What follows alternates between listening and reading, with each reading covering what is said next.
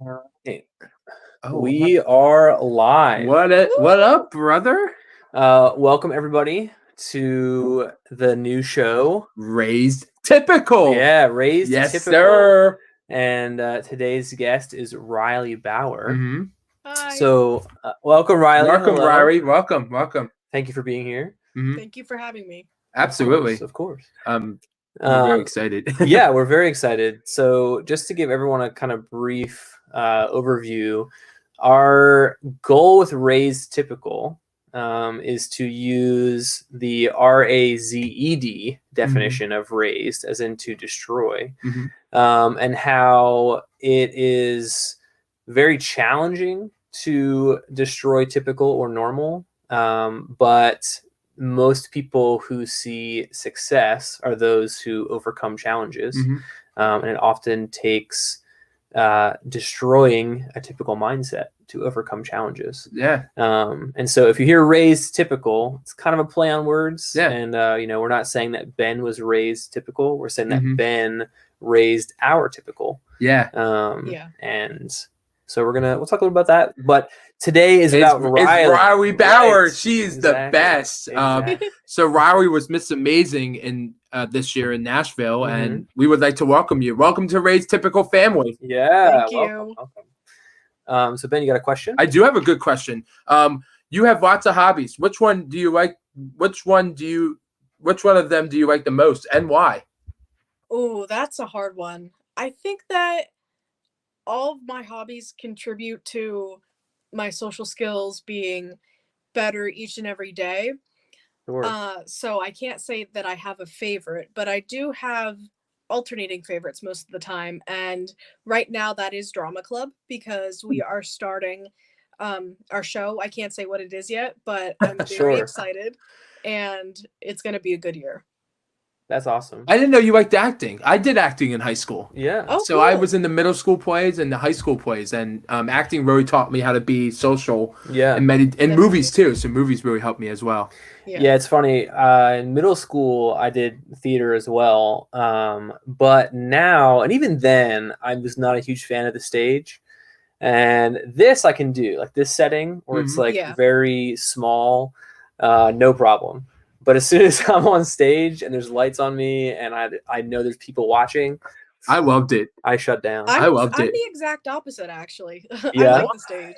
Yeah. That's interesting. And I say Ben's similar to that. He enjoys the attention, right, Ben? I love the attention. Like me dancing at Easter Seals when I was a kid. Yeah, Ben's always been an eye for the attention. Okay, So I heard one of your hobbies is to like to sing and to act. I heard you like to sing as well. What's your favorite type of music to listen to? Usually I listen to a lot of classical music when I'm studying or doing something that really motivates me. But if I'm just in my room, which I'm always playing music in my room, I'm playing mostly pop music or Christian music or stuff like that. Wow. Cool. That's awesome. Oh, yeah, that's cool. You go to church. That's amazing. Yes. It's really amazing. Is there a typical type of song that you like to sing? Or like a music genre, I guess? Probably there's this one song from The Greatest Showman. It's called Never Enough. Oh, okay. I love that song. Yeah. Yes, never enough. Or I remember Taylor Swift. She's sure. There you go. Swift. There you go. Okay. We went to see that movie. I saw it 7 times in the theater. Really? 7 times? 7 times in the theater. Even I didn't know that. Hugh Jackman is a great actor. He is. Yes. I saw it so many times. I mean, I saw it once with Erica, the aunts, and my friends. Yeah. I just remember the first time that we went, I didn't know it was a musical. And so I went in and I was like, oh, this will be fun. And they started singing and I was like, what? Huh?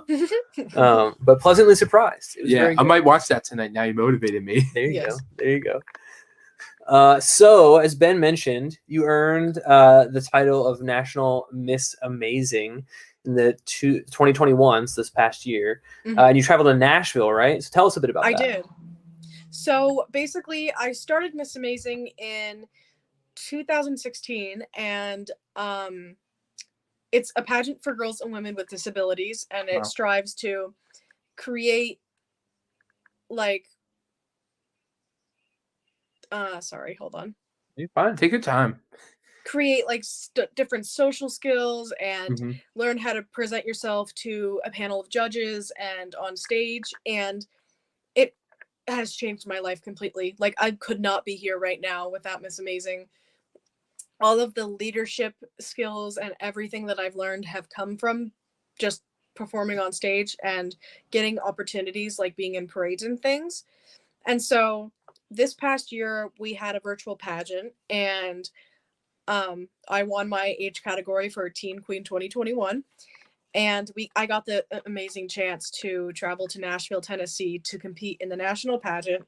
And I've been there 4 times before, but this time was, people usually say 3rd time's a charm, but 4th time's a charm for me, because 4th time I went in and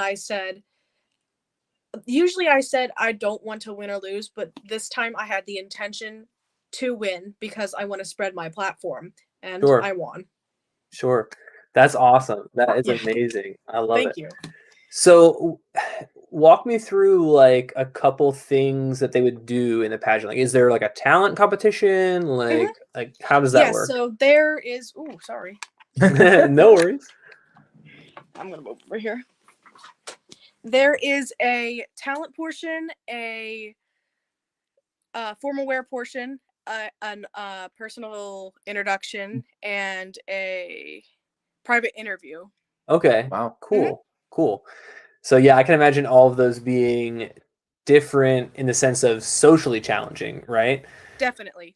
Yeah, because they're all different types of interactions. Yeah. I know I was talking to someone recently, and I think it was actually somebody that Ben had talked to, but they were saying that in their diagnosis meeting, it was through Zoom. And they were told that their son was not special needs. Wow. And Ben had mentioned that they really should do the test in person, because sometimes in this setting, it's easier for someone with special needs to look at a camera as opposed to actual like facial expressions and eye contact. And you know what's so funny? Boys are 4 times more likely to have it than girls with autism. They need to test a lot more girls with autism today. Yeah, do you think it's a testing thing? True. Yeah, it's a testing thing. Yeah, I learned that in my presentation. So it's really, I'm sorry, my camera went out. I'm sorry. No worries. It's a lot of, what was I going to say? Yes. It's a lot of, like, today's day and age, like, people should be tested for autism. Like, if it's a challenging thing. Yeah, because you don't want to force anyone to do that. No.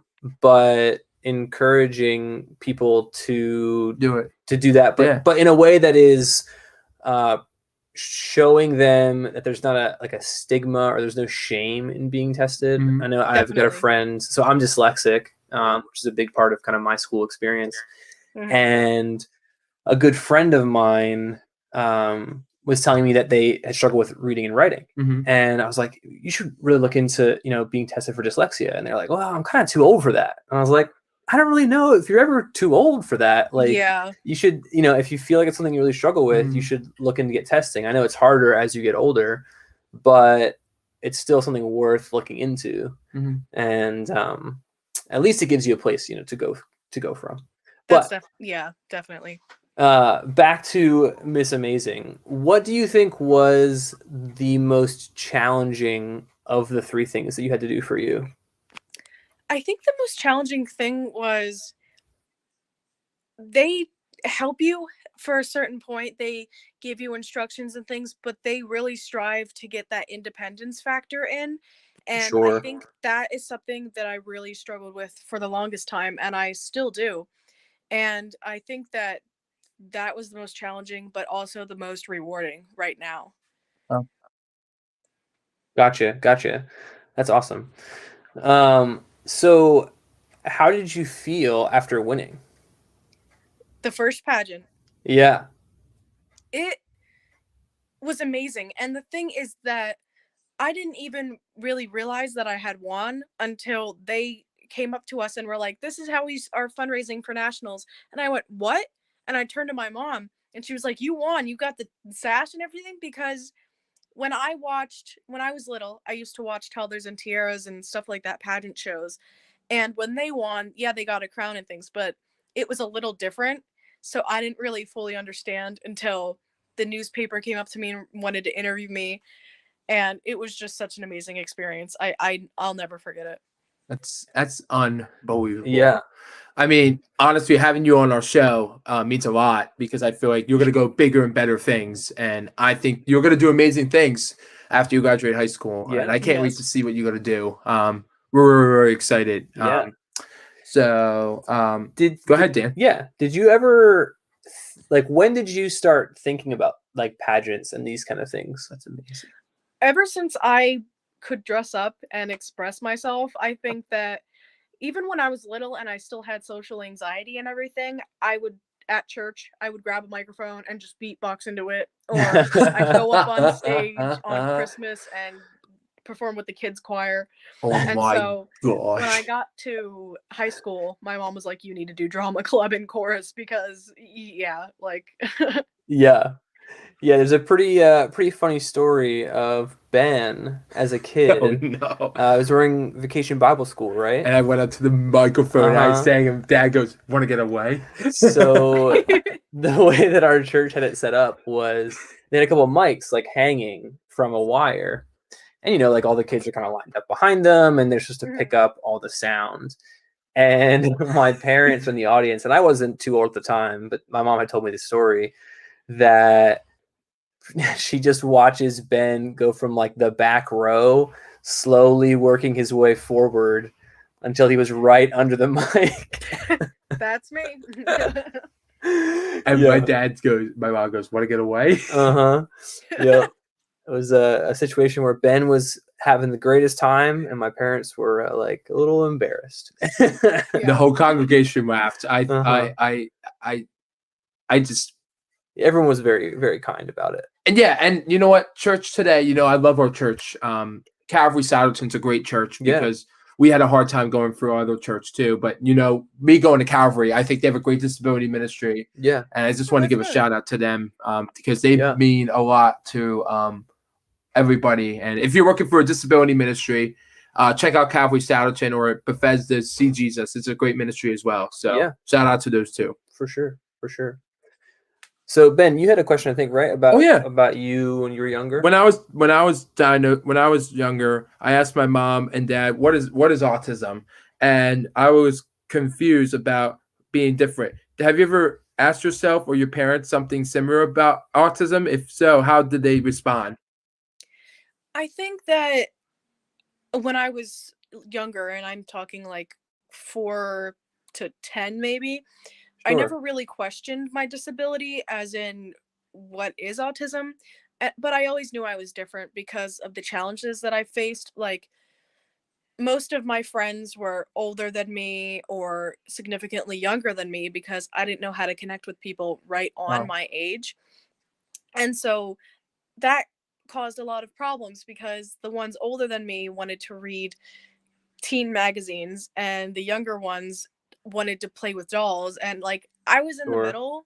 Like I was growing up, and I think that a lot of the social anxiety kept me from making friends, and it still does to this day. I mean, I don't have a lot of friends. I have a lot of peers and people I talk to every day, but what I consider a friend is someone who I can go to and who I'm honest with and who I hang out with pretty regularly. And I don't have a lot of those people.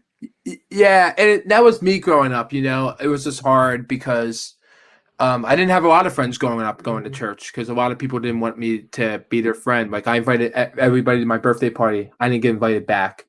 And, you know, that's why I go to this church. And then high school was a similar, different way because my guys explained about. Yeah. So going to high school, sorry about that.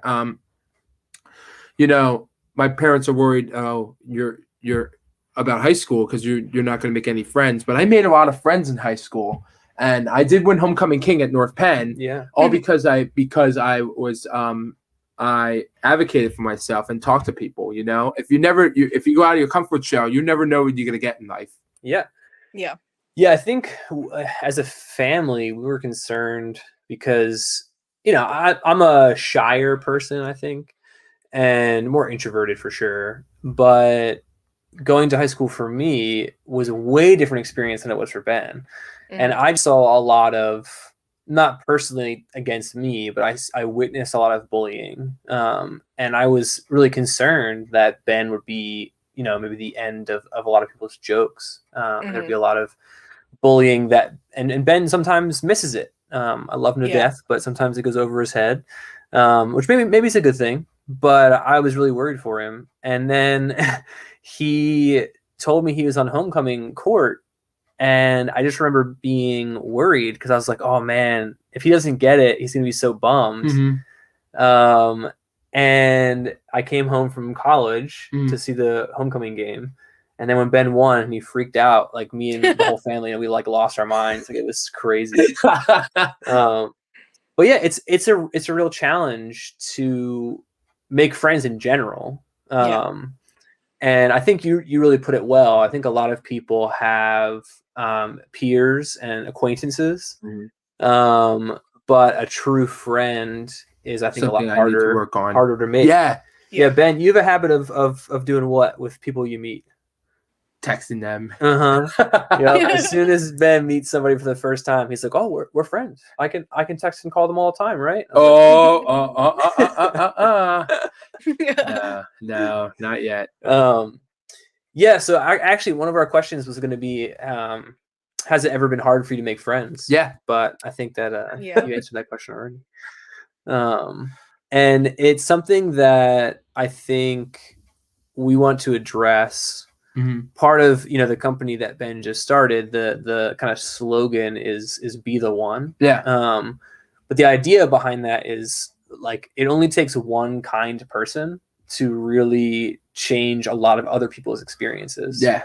And if you can be that one kind person to somebody else, then they can be that one kind person, and it's this kind of like snowball waterfall effect.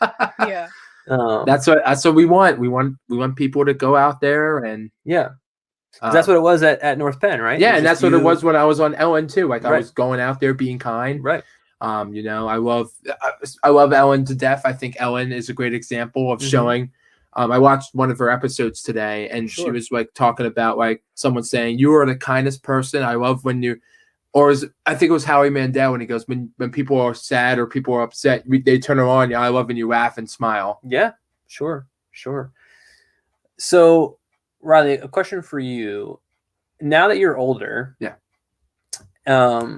is there something that you would tell younger you? Wow, that's a great question.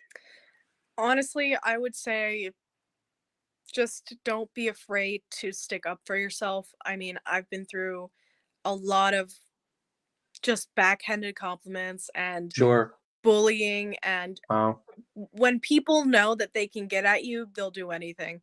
They'll make, like, one time in school, I'm not going to say what club it was or anything, but we were making posters for something, and this girl asked me if I knew how to spell my name. And she only asked me that after she knew I had autism. And she also asked me if I knew what my birthday was. And that kind of took me back, because that kind of compliment, I thought at the time that everybody just assumed that I was neurotypical, but I guess it's still looming in people's minds that I have autism and their stereotypes, and it really hurt. Yeah. Wow. Yeah. No, I mean, we need kind people, and I'm always there for you, Reilly, and me and my brother are always there for you too. Yeah, for sure. We would, one of these days, I would love to connect with you again. Dan, you should meet her sometime. Yeah, you should for sure. In person. For sure. It's a hard thing. Like I said, I think Ben sometimes misses some of the insults, which could be a blessing in some ways. But I do know that I think in the more recent years, you've been able to pick up on some of the comments and just how people interact with each other. And I think the key is to be the one. Yeah, to be the person that you are no matter what, right? And be kind. And it's always going to be a challenge to deal with how other people treat you. But at the end of the day, sadly, we have no control over how people treat us. And if they decide to make poor, unkind, thoughtless actions, all we can do is control how we respond to those things. Yeah, that's right. And so the best thing to do, I think, is to communicate those interactions with somebody else, whether that's a teacher or a parent. Yeah. I think the worst thing you can do is keep all that to yourself. Right. Definitely. And that can really, cause a lot of issues. Yeah. And make you feel alone, which is not the case. We don't want anybody to feel alone. I love when people just congregate together and just chat, and that's why I think we need more of these groups and more social interactions, because I feel like people just don't understand what autism is. Sure. And definitely. it's just, and that's why I want to. That's a good idea. It's a very broad spectrum, and people don't know that. Yes, exactly. Very true. Do you want me to do the next question? Sure. So we talked about 8, right? I think that's good. Yep. How did people treat you in school with autism in your hometown? So we talked a little about school, but is it just in school that you see people treat you differently, or do you see it outside of that as well? No, it's outside. I have another example for you. I went to the doctor one time. This was pretty recently, and the doctor came, or came in, the nurse or whatever, and she treated me normal and everything, and she was prescribing me antibiotics because I was sick, and my mom told her that I had autism, and the inflection of her words just instantly changed. She said, "My niece is smart too." We never said I was smart. I'm actually in special ed classes for the most part. Yeah. So it was kind of like ironic that that's what people either think that when you have autism, you can't talk, or you are the smartest person in the literal world. Yeah. So yeah. I remember one time my mom was talking to somebody, and they asked, like, my mom was like, "My son has autism," and the person was like, "Oh, what is he really good at?" Yeah. And it's just like, oh man, like, it's just such a common misconception that, like, you have some crazy superpower in one area, when, like you said, it's such a broad spectrum. And we have lots of friends that are on the spectrum, and I work with special needs adults, and so I have clients that are like full care is needed, all the way up to like I show up and we just hang out because they really don't need me to be there. Yeah, I love going to like Mary Mead or going like to. Yeah, you love those kind of things too. I right? like hanging out or like going hay rides in the fall. Oh, yeah. Okay. That's you can ask. What could that be a question for Reilly? Oh yeah, do you like hay rides or stuff in the fall? Because I love fall stuff. Fall is my favorite season. I'm a little biased because my birthday is in October. But when's your birthday? Season October 1st. Oh, happy belated! Yeah, happy belated birthday. Thank you. How old did you turn? 18. There you go. You should have told me. I could have sent you. Oh, okay. Well, now you know for next year. No. I'm gonna send her. I'll get her. You'll save it in your phone. No. I'll remember. If I see her this month, I'll give her a card. Yeah, sure. Ben loves birthdays. And actually, are you gonna say what I think you're gonna say? Yeah. Yeah. Go ahead. Happy early birthday to Dad. He's gonna be 60 on Thursday. So nice. Dad, I hope you have a good birthday. So make sure you wish my dad happy early birthday on Thursday. Ben has been very excited about my dad's birthday. Definitely. He's turning 6 too. And so it's a very exciting thing. I did get him a few surprises. Yeah. We'll have to wait till Thursday to find out what those are. Yeah. So we've talked kind of around it, but what do you think of the things you've said was the hardest for you growing up? What do you mean? Like, of the interactions with other people, of like, was it school in general? Was it the social situations? Like, what's the one thing that either you disliked the most, or that you really struggled in and need extra help? Like I said, for me, dyslexia. So like reading and writing, like I needed way extra help in reading and writing, so that I could be where I am now. If that makes sense. Okay. Yeah. So I started going to public school in 6th grade because I was homeschooled all throughout until the end of 5th grade. And it was all my idea. I've always wanted to go to public school, and I really think it's an awesome experience for me because I get to just have a routine every day, because routines with autism in general are really hard to keep. And with homeschool, it just doesn't work for me. I have to be in person. But along with being 11 or 12 years old and everybody already has their own cliques and stuff in school, that really, I had a few friends in middle school, but not ones that stuck through. None of them stuck through, actually. So it was the friend aspect, and it was also the social anxiety of I'm the sore thumb because nobody's seen me before. And that kept me from joining a lot of clubs because of the anxiety and just being afraid of new things. Sure. Yeah. Yeah. That makes a lot of sense. I can totally see that as being something even that I've struggled with in the past. Of there's like times where I know I'd really like something, but it's like just a little out of my comfort zone. Yeah. And I'm like, I don't know if I want to do that. And almost always when I actually do it, it's great and I love it. But it's that like 2 steps before when I'm like, oh, I don't know if I want to do that. I want to step out and try that thing. We got a question from one of our listeners. Josh is listening. A good friend of mine. He's a teacher as well. But he said, are there any responsibilities that go along with your Miss Amazing title? And then are you in contact with any of the contestants? Because it's interesting. Like, is it like very strong rivalry, or like are there friendships there? Oh, there are definitely friendships. I met my best friend, Kelsey. She's from the Northampton area. She has Down syndrome, and we met through Miss Amazing from the first year. And I would say the rivalry is more with the moms. Any pageant mom or stage mom. But not with the girls at all. We are all best friends and we do love each other. Sure.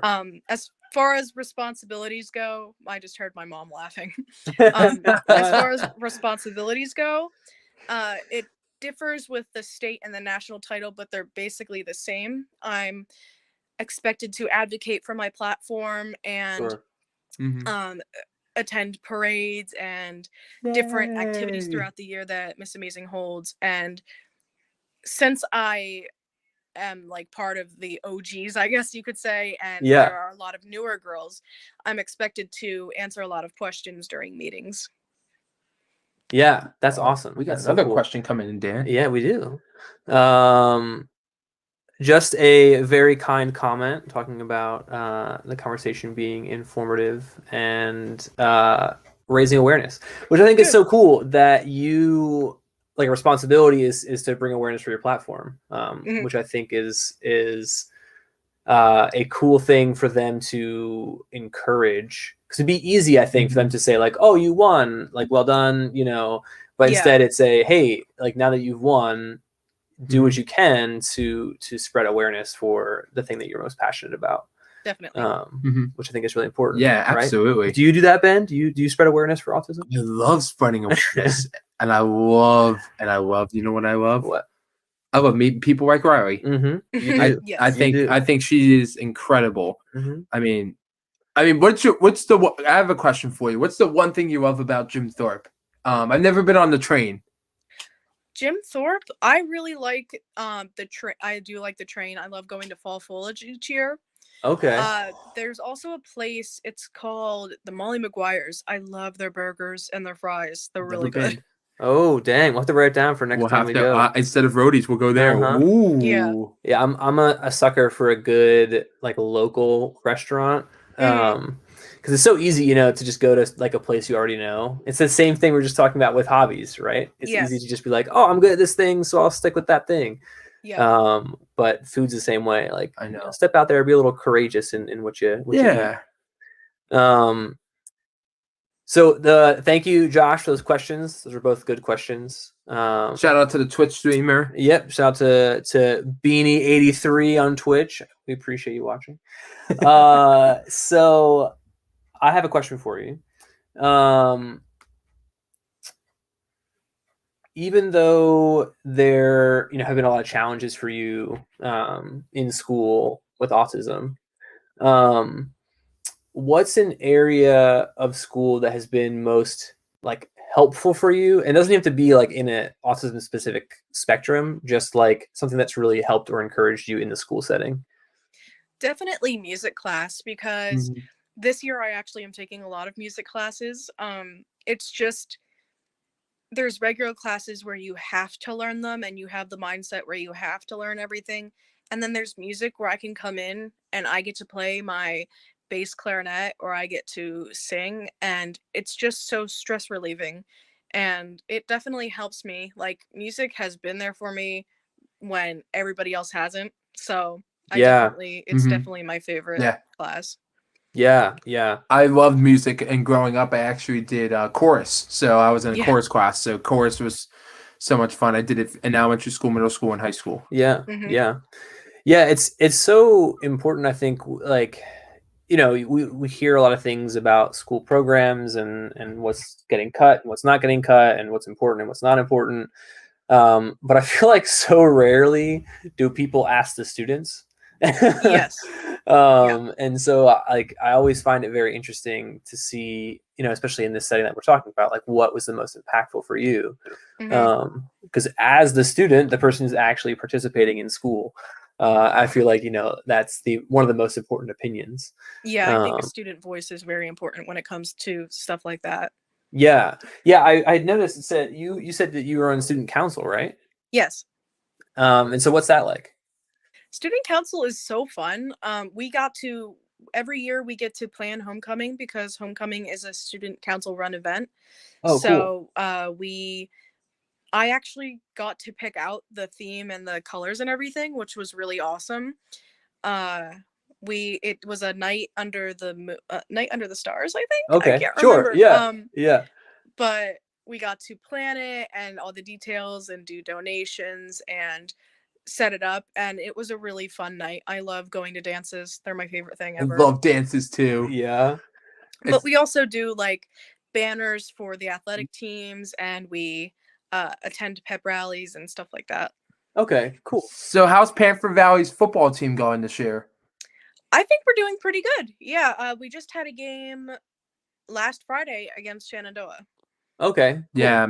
Cool. Ben wants to get up there one of these days. I think we're going to go up to 29. We don't know yet. I don't know yet. It's in the works. It's in the works right now. We're like just not quite too far away from Jim Thorpe. It's like a little around an hour away, so it's not quite too far, but it's like just enough to be like, ooh, that would be hard to go just for a game, Yeah, I live about 10 or 15 minutes away from Jim Thorpe. Sure.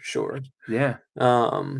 We can talk about details later, not on the show. Yeah, we'll talk about details later. Ben, details are your favorite, right, Ben? I do love details. I mean, I just don't want to talk about them on here because people will be like, "Where are you going?" And I'm like, "Oh no." But it does bring in an interesting topic for me.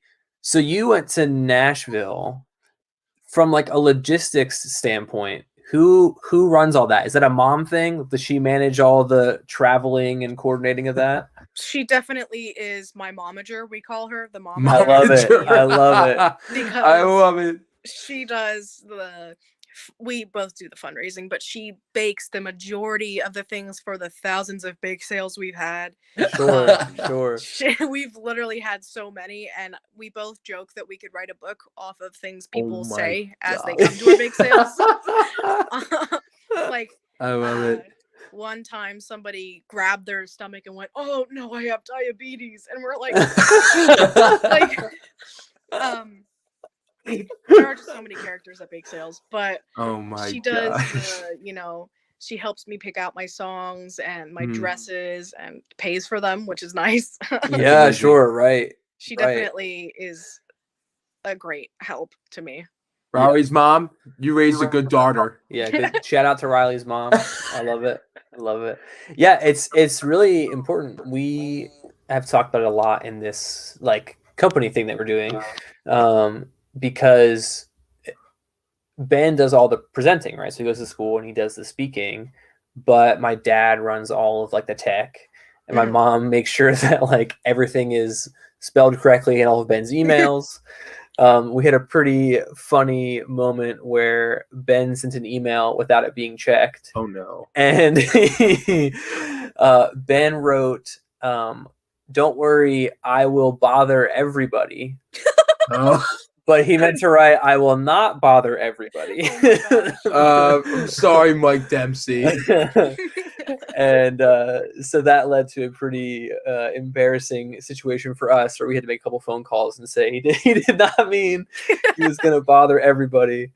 And so, yeah, it does take a team, it takes a group of people. And that's why we all work together. Mm-hmm. Yeah. So from now on, when I send an email, I'm like, Mom, can you check it out? Uh-huh. But if it's something pre-read, I just send it out like before. But I love Momager. I think we're going to be using that for a while around here. I think I'm going to use that as Dadager. Definitely. I love it. So you're 18. You're a senior, right? Yep. Oh, I was going to ask this question. Yeah, go ahead. So what are you going to do after high school? So what are your plans? So after high school, I plan to go to a 4-year college. I'm not really sure where I'm going to go yet. Yay! But for right now, I want to major in broadcast journalism. I really think that is something that would benefit me, and I really, really enjoy it. It's something that I take pride in when I'm writing an article for the newspaper. I'm like, ooh, this feels really good. Like, even if they're not going to remember my name, they're going to remember the article. Sure. It's something that I'm so interested in because I've seen lots of like junkets online and just like interviewing processes, and some people are really good at it, like just really, really good, and then some people are so bad. Yeah. And it's so funny to see the differences sometimes between just somebody who like is good at what they do. The first show that comes to my mind, have you ever seen Hot Ones on YouTube? Maybe, I don't know. So basically, it's just a show where they like take famous people and they make them eat really hot chicken wings. Yeah. Yeah. And so like the guy who does that show is just really, really good at interviewing people. And every time I watch it, I'm just like, man, like he's so good. He thinks of the best things. Like I'm just always surprised by it. Yeah. So that's super cool. Is that like, when did that passion start for journalism for you? I think maybe relatively recently, but I think about a year ago, it sparked as an idea when I started watching the show Supergirl. I'm obsessed with that show. I love it. The main character is a reporter, and it ties along with her storyline of her being a superhero and her wanting to spread actual news and tell people's stories. So it really sparked my interest back then when I started watching about 1 or 2 years ago. Oh, awesome. I love that. We got some Facebook comments. Yeah, so we got some Facebook comments. Lots of people sending stuff in, which we appreciate. I'm reading through them right now. So Ben, you've got a question though. While I read through these, you got a question, right? I do. So after I graduated high school, I wanted to go to college, but my brothers turned me down, and they said, "You're never going to do it." And I said, "You know what? I want to work for the Eagles." So now I work for the Philadelphia Eagles. Mm-hmm. Do you like the Eagles? I do like the Eagles. Let's go. My mom and Happy early birthday, Mr. Sorry, go ahead. Say it again. The Eagles are my mom and I's favorite team. Okay. Yeah, and I have to stand up for myself here a little bit. Okay. Ben likes to say that we told him he'd never do it. It wasn't that intense. We just know we've talked to Ben many times, and as someone who's gone to college, and my older brother went to college, I've told Ben a couple of my required assignments. And every time I've told him about those assignments, he says, maybe I don't want to go to college. And so it's not for everyone. Yeah. And I think even, that extends beyond special needs, I think. Mm-hmm. I think, we really love to say, like, you have to do this thing, you have to go to college. Yeah. But I think a trade school can be just as impactful, and even the jobs you can get from a trade school can sometimes net you even more than a job from a college could. So we're definitely seeing a shift, I think, in education there. Damn, how many more comments? I know. We've got lots of comments on Facebook. Usually it's like the way that we have this set up, the comments come through on the thing that we're using, which is very helpful. Oh. But the Facebook ones have not been, which is interesting. I'll have to figure that out for next time. But for now, we're just going through. So yeah, Ben, you enjoy working for the Eagles. I do. And that was something that was a goal of yours. Yes. Thanks, Swoop. So Ben, what do you do for the Eagles? I'm game day staff, and I just greet people all day at Pepsi Plaza. Okay. And they're actually playing on my dad's birthday. Really? Wow. They're playing that. Dad is actually going to the game on the 14th, Dan. Oh, okay. Yeah. Okay. So I got mom and dad 2 tickets to an Eagles game. Yeah. So shout out to the Eagles. So we got a question from Mary Jane Rosanio, and she asked, "What do you think schools could do better?" Ooh, that's a good one, Mrs. Rosanio. I think schools could definitely better their education system with the special education system. In previous years on my IEP, there have been things that were greatly met, like guided notes and things like that. But I think that we should be more integrated with the other people, like regular ed, and still get our accommodations, because I have heard so much hate through the hallways about just the false and like negative comments about special ed and how they perceive it. And they just say things like, they play all day, or like they don't learn anything. And I just think that's so degrading to people, because that is completely not true. I am learning so much every day. I love to learn. And I just think schools could do better with teaching the neurotypical people or the regular ed people how to socialize with us more than us just learning how to socialize with them. Yeah, sure. I agree. Yeah, I think it's really good. I think that gets to the spirit of Mary Jane's question, and she talked about the idea of integrating and what schools can do. Is there anything special that Panther Valley does for integration, or do you think that they still have some work to do? I think Panther Valley does a great job on, as far as I know, I've been there for like 7 years. I don't know. I've been there since 6th grade, 6 years. Sure. I think that all schools have a lot to learn and a lot of things to catch up on. And I think that we should start doing things about that, because my saying is, I want to leave places better than when I started with them.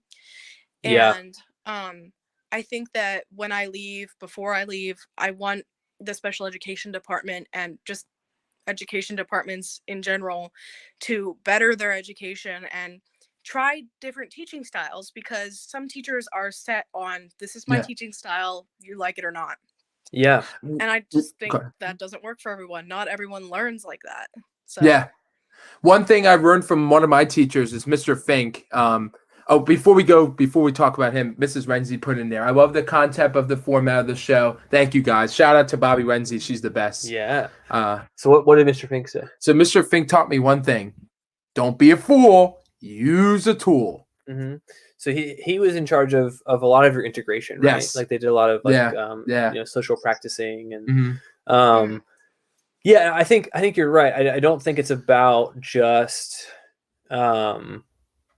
better services. I think it is a big piece of it is about integration. And one of the things that I remember from high school, and it's been a little while for me since I've been in high school. So it's when I was in high school, it was hard because I know that the separation was much greater. I remember very vividly that there was very little interaction between special needs and we'll say neurotypicals, if you will. And that's why I think when Ben was in high school, I was so worried about kind of what his interaction would be. And I think between the time I graduated and the time Ben ended up in high school, the integration had at least improved enough that he was able to interact with other people. But that's the biggest part of Ben's high school experience was his ability to interact with, like I said, neurotypicals. And so it wasn't even that, he was in neurotypical classrooms. It was just that he was able to. I was in special ed, and there was neurotypical people in there, and there were some special ed people. So like there was combined special ed and neurotypical people together, mixed in classes. So that was like the exciting thing was I get to walk to different classes, which I didn't do in middle school. But in high school, I did like an English class for an hour and a half, but I had to stretch if I needed a break. So, Sure. Like when the second bell rang. But it was great. I mean, my senior year, I really wanted this English teacher, and I had English at the end of the day, and I didn't like that. So I literally begged the school, and I said, "Listen, I really would like Mr. Ionoa for senior year." And it said, "We'll see what we can do." If I didn't ask, I never got him. Yeah, it's true. So Alyssa Faith said that Reilly, she's a big fan. She's a big fan of mine. And she says she would love to be your friend. Awesome. So there you go. Thank you, Alyssa. Alyssa's the best. More positivity, which is what we need. Yeah. And then we talked a little bit about it, right? About the idea of journalism is what you want to do. Yes. Is there any specific place you want to work for, or do you think you'll do some stuff on your own? Like, what are your thoughts in that regard? I think that right now I want to be like, I don't want to be your morning reporter. I don't like mornings. Sure. I no. I do think that because I like being on camera and I like being on stage, that being a news reporter would be an interesting idea, because I don't like doing the same exact thing every single day. It's very tiring, and I just don't like it at all. But with like writing and being a newspaper writer, that gives me the freedom to I can't think of the word, use my writing abilities that I've been working on, and I do love writing stories and things. So when it comes down to it, I think I'll choose reporter for broadcast journalism, but for right now I'm just keeping it like a more broad. Yeah. Do you have any goals? And I'm sure you do. It's a very leading question of mine, but do you have any goals in regards to using your journalism for special needs platform or furthering that platform? Shout out to Josh Crawl again. It was a good question by him. I love Mr. Crawl. So with my special needs platform, it's Do You See Me? And it's advocating for people that have unseen disabilities, or just disabilities that you wouldn't look at them and be like, oh, she has autism, because like you shouldn't do that with anyone.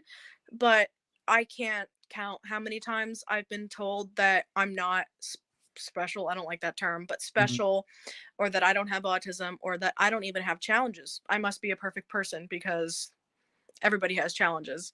I think that will tie in with my platform, learning more about other people's perspectives and people that need to be educated. I mean, not that they're ignorant, but people just have a lack of information, I feel, these days. And that is definitely why I love advocating.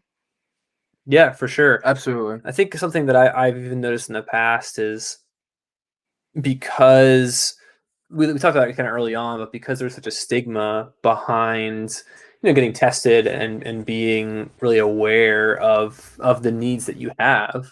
A lot of people, at least of my age, probably forewent that process. And we're just known as like the troublemaker kids, like the ones who just caused all the problems. When in reality, I think a fair amount of them had issues that were just never discovered. And ultimately never assisted with. And that's what really, kind of gets me the most, is that our pride and desire to be quote unquote normal has prevented us from furthering ourselves in a positive way. At the end of the day, that's the goal of the show. Yeah, is to be kind. Is to be kind and to show people that it does not matter on what level of the spectrum you're on. You still have something so important to offer. Yeah, definitely. I think our first show is being successful, Dan. I think it's going so well. You know what? I think we're having a lot of fun. I think we are. Riley, you having a lot of fun? I am. Perfect. Then I think we're doing great. I've got one other question here, and then I'll scroll through Facebook again to make sure I didn't miss any. We can look at Twitch too. Yeah, we'll take a look. But I got one question here that I wrote down.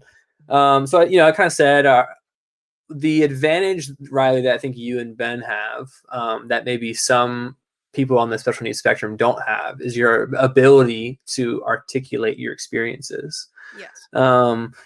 So if, let's say there's a family member watching or somebody watching right now who is just in the process of or has just found out that a child of theirs or someone they know is diagnosed, what's one thing you could say to encourage them? Honestly, I would say just be there for your child. A lot of people process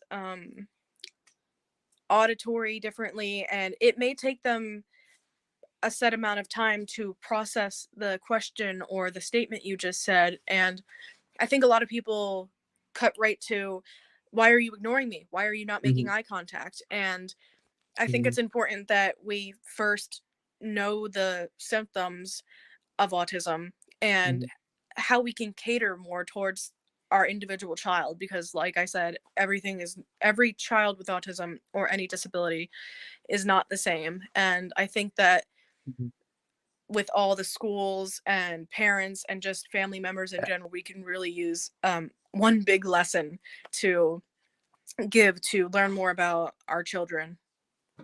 Yeah, I totally agree. Like I said, I work with special needs adults, and I have a client, and he will always take probably 12 to 20 seconds to give you a response to a question. And like when you hear that, it doesn't sound like that long, but when you ask something and you're so used to having an answer immediately, having to wait, like there's times I remind myself like, oh, this is not intentional. Like he's not like intentionally ignoring me. So like for some kind of a few seconds. That's what like me. Right. Like you said, you ask me a question, you go, how do you do this? And I'm like, let me think. Because sometimes I overreact. I'm like, I need to think. Especially in overstimulating situations, like if it's too bright or it's too loud, or it just depends on the person. Like I know that if there are too many conversations going on at once or there's background noise, I won't hear you. I can hear that you're saying something, but the words coming out are literal gibberish. Yeah, it's so true. And it's something that is so hard when as a neurotypical, we build a lot of social pieces and interaction into conversation. And sometimes when I'm talking to somebody, I'm already assuming the things they're meaning without even asking them if they meant that. And so we take that same process and we apply it to someone with special needs. And you just can't, I mean, you shouldn't do it with normal people, much less people with special needs. Like it's anybody who you're interacting with. It's easy to convince yourself, I'm here. I know what's going on. I know what they're doing and what they're saying. But I catch myself pretty often with my clients from like, all right, wait, like they need just a chunk of time to think through it. Deep breath or calm down. Yeah. And I often remind the parents that I work with the same thing. Like just give them a couple seconds. And it may seem weird, but I promise you they'll answer you. And if they don't, you can, wait and ask again. But you're very right. Yeah. So our dad had a very good question. Is there anything that you wanted to share that maybe wasn't brought up?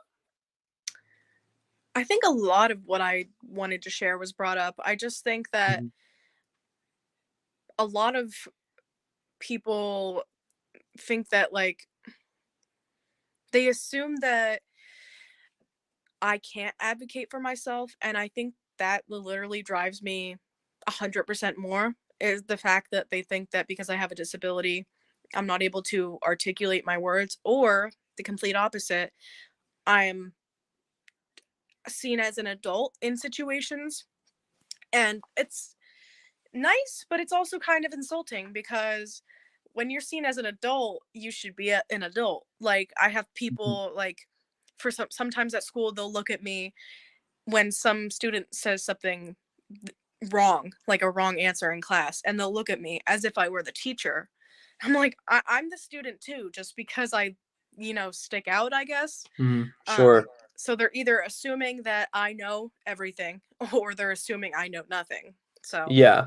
I think at the end of the day, it's something that we all need to address, is assumptions, right? It's so easy to go into any situation and assume you know everything that's going on there. And I think it's a wise person who goes in and tries to ask and learn before they just assume. I'm having a lot of fun. Good, Ben. I'm glad you're having a lot of fun. I think this is like, I think this is gonna win an Academy Award. Yes, I don't know. definitely. You think so? Yeah, think so? I think we're gonna go to the Emmys and Oscars. Yeah, we can't talk about it right now. Ben has it in his mind that one of his favorite stores is the Ollie's. Ollie's barking out with good stuff, cheap. And so he keeps telling me that we got to get Ollie's to sponsor our show. Or Moxie. And that's it. I said, Ben, we got to get viewers before we get sponsors. Moxie. I love Moxie. You have to try it sometime, Riley. Yeah, I love it. But yeah, like I said, at the end of the day, our goal with the show is to provide a place for open discussion. Because just like in school, I think it's silly that things are being cut and eliminated without talking to the students.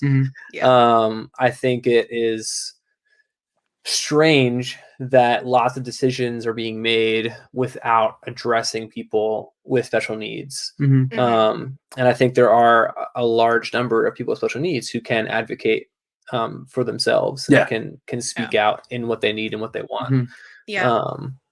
And so our goal is both and to provide a place for people to advocate for themselves and others, and make dreams come true, while providing really, chances to see how other people have achieved success.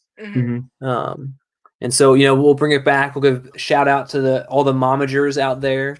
I know there's a behind every great person is a great momager. So yes, sir. But yeah, I think just to wrap up, Reilly, is there anything else that you any plugs you want to put in there for the show? Yeah, sure. I do have an Instagram and YouTube channel. It's Read with an Amazing Queen. I started it right after I won nationals. Basically, if you hold any sort of pageant title, you can go to Read with an Amazing Queen, or it's readwithaqueen@gmail.com. Okay. You send me a video of you reading any kind of book to the camera. It has to be under 10 minutes, I think, though. And you get to introduce yourself, and if you have a platform too, you get to share that in the little video that you make. That's so cool. I also have 3 other Instagram pages, just basically with my pageant. So one is Do You See 17 Me, and then the other one is PA Miss Amazing Teen Queen Reilly. Let's go. And then there's more. I love it. I love it. I have a lot of Instagram pages. I know. I see your Instagram pages a lot. I love just think it's fun. And then I have I manage it for the Pennsylvania Miss Amazing corporation. It's just Pennsylvania Miss Amazing. I love that. Is amazing. That's awesome. I know. I love just seeing what you're gonna do. Yeah. Yeah. And can I just plug some announcements? Well, I was just gonna say, I think for look, we have your information on the website, our website as well. Yes. And so we'll leave that up there because my goal is to have all the past guests' information there. Yeah. So you can also find the links there. Yeah. You can go to our website and look up Reilly, and Reilly is just an amazing, amazing woman. She's a young woman. She's going to do amazing things. Yeah, without a doubt. I think she's going to. I hope she wins Miss America someday. Yeah, there you go. That would be a good goal. That would be. But no, Ben is right. Reilly, you're great. It's awesome to see all the things that you're doing for the special needs community. Thank you. And we really appreciate you being willing to be our first guest. Yeah. I'm honored. And then for plugging in, so Mm-hmm. I'm thinking, I don't know, I'm going to go this Friday for Friday Night Benergy Rights. Yeah. Football. Friday Night Benergy Lights football. That's what I call it now. Oh, okay. We'll figure that out later, buddy. We'll figure out Ben's new next football game later. But Reilly, thank you again. I really appreciate it. Mr. Caldus. Thank you. Ben and yeah, Mr. Crawl reached out again. Yeah, Ben, you want to end my quote? Oh, yeah. Good job, Mr. Call. Thank you for reminding me. Having autism is not a bad thing, and it doesn't characterize who we are. Everybody is unique and special, just like a rainbow. Mm-hmm. Thank you, guys. And listen, be kind out there this week. Go buy somebody Starbucks. Go buy somebody Dunkin'. Go buy somebody whatever. Yum Yum. I don't care. I mean, ice cream. I don't care. Yeah. Be kind in whatever way you can. Be kind, everybody. All right, Reilly. Thanks again. See you in 2 weeks. We'll see everybody later. Love you guys. Bye. That was good, Dan.